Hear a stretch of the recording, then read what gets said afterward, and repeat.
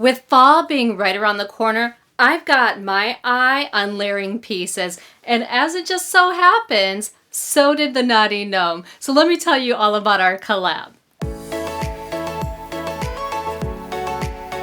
So I'm Maddie with Maddie Sews, and I'm happy that you're here. Well, even though it's still really kind of hot around here, I am really starting to think about my fall wardrobe and filling some of the holes that I currently have. And one of those holes is just some layering pieces. I really need something that I can just kind of throw over an outfit and look put together, especially if I have to return back to the office, which might actually happen soon. And after talking with a Knotty Gnome, we both decided that, hey, this suit jacket would be a perfect staple to add to our wardrobes, but with a fun little twist. And with that twist, we're talking about fabric choice. So this is a Mimi G pattern. This one came out about 3 years ago. It's Simplicity 8749, and this is the view right here that I made, which is view C. So this jacket is actually a looser fitting jacket. It's a bit oversized. You can see how relaxed it is here.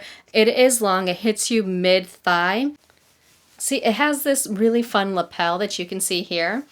And then it is fully lined. For the sizing, I did decide to actually size down from the recommended size that this pattern would have put me in. So I actually went down to a 20W, and that's mostly because the finished measurements of the garment had the bust at a 47-inch finished measurement. Now, my bust is 44 inches, and so I felt like that was a pretty decent amount of ease that I could work with.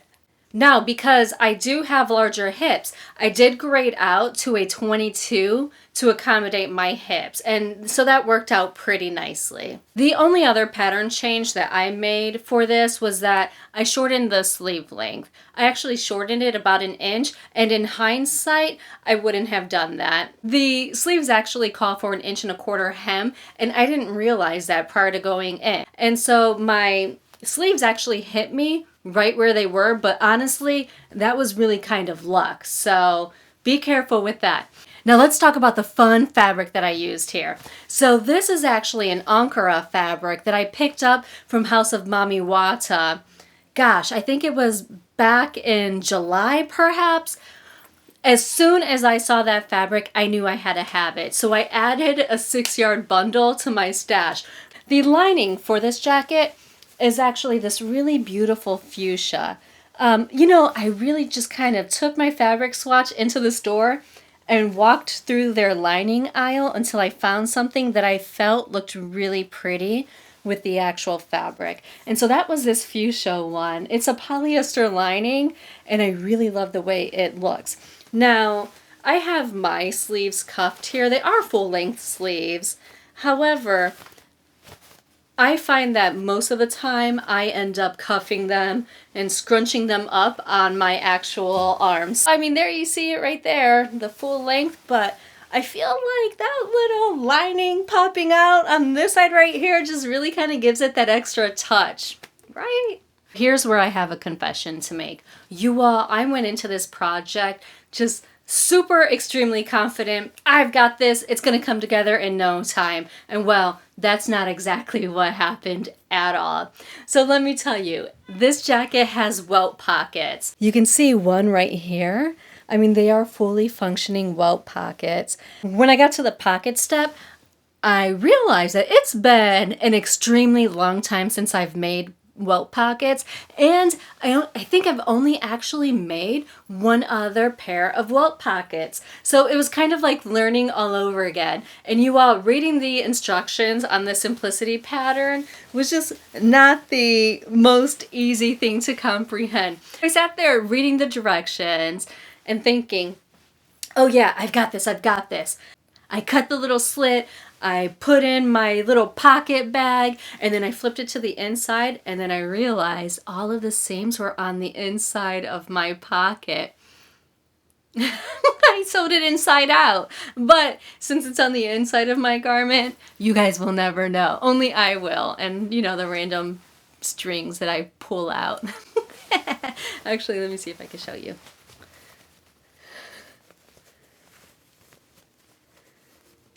You see, there's my seam allowance. That should be on the other side of my pocket bag. Oh, after that one pocket, I actually decided to hop onto Mimi G's video and just watch it. I mean, she has some of the best tutorials, right?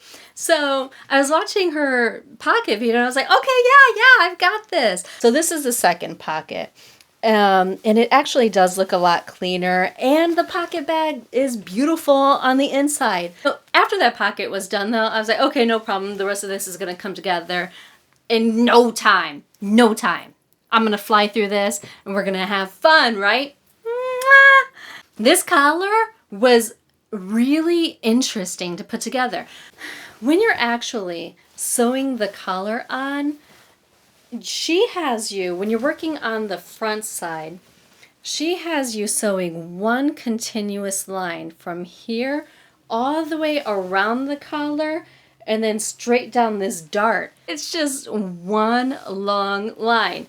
So that was actually really interesting, and it's actually really important to make sure that you have all of your dots marked, all of your notches marked, everything, because if you're even just a little smidgen off on this, your collar's gonna end up looking wonky. And you know what?